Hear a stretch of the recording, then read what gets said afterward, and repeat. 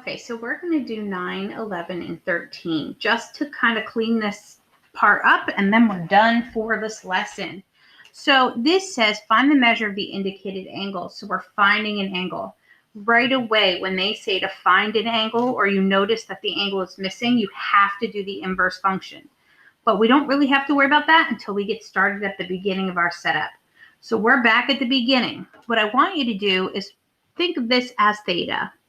And because that's theta, when we go to label, we've got a hypotenuse, which is across from your right angle. Your adjacent is between your theta and your right angle. And your opposite is across from your theta.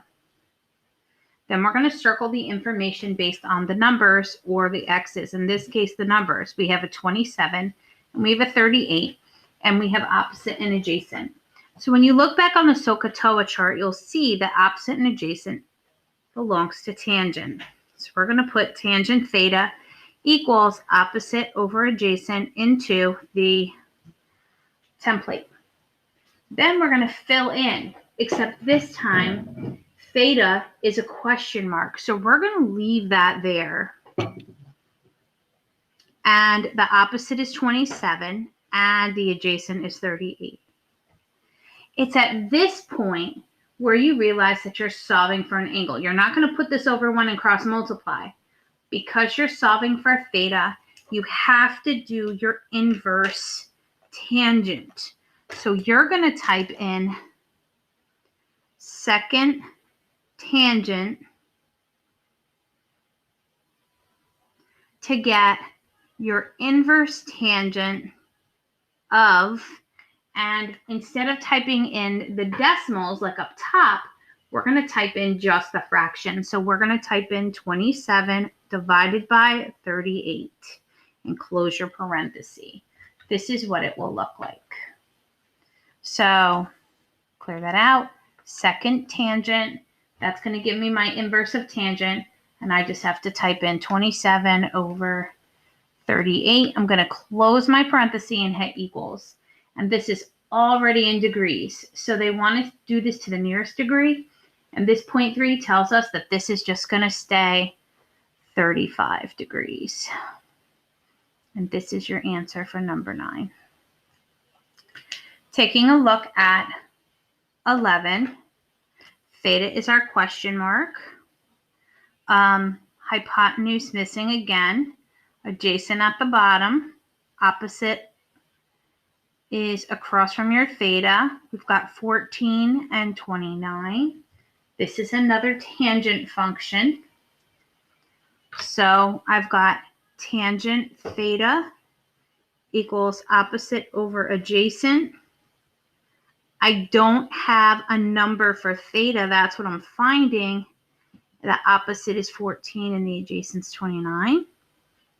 So when I go to type this one into the calculator, I need the inverse tangent. So I'm going to do second tangent, which looks like inverse tangent of, and I'm going to type in 14 over 29.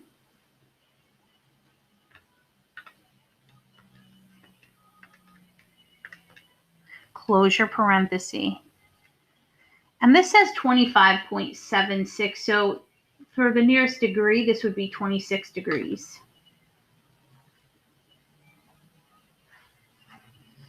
And then, of course, we've got one more to look at. And that one, our theta is our question mark, our angle. Our hypotenuse is across from the right angle. Our adjacent is at the bottom, and our adjacent is blank. Our opposite is across from our theta. So we've got 39 and 10.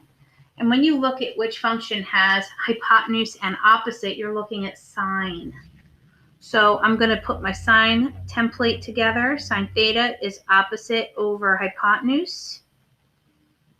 Theta is what I'm looking for, so that stays in there. And the opposite is 10, and the hypotenuse is 39.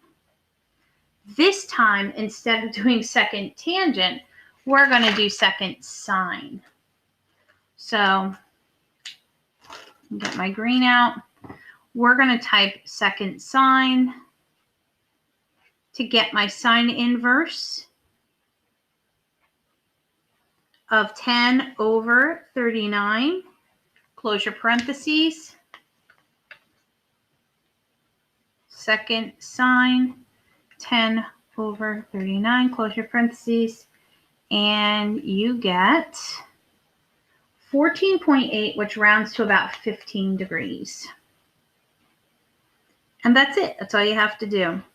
So hopefully with this lesson, you've learned how or remembered how to solve for missing side using cross multiplication, how to solve for missing angle using the inverse function keys on the calculator, and you know how to label and you know how to write ratios now. Please go forward and complete your assignment and contact us if you have any questions. Have a great day.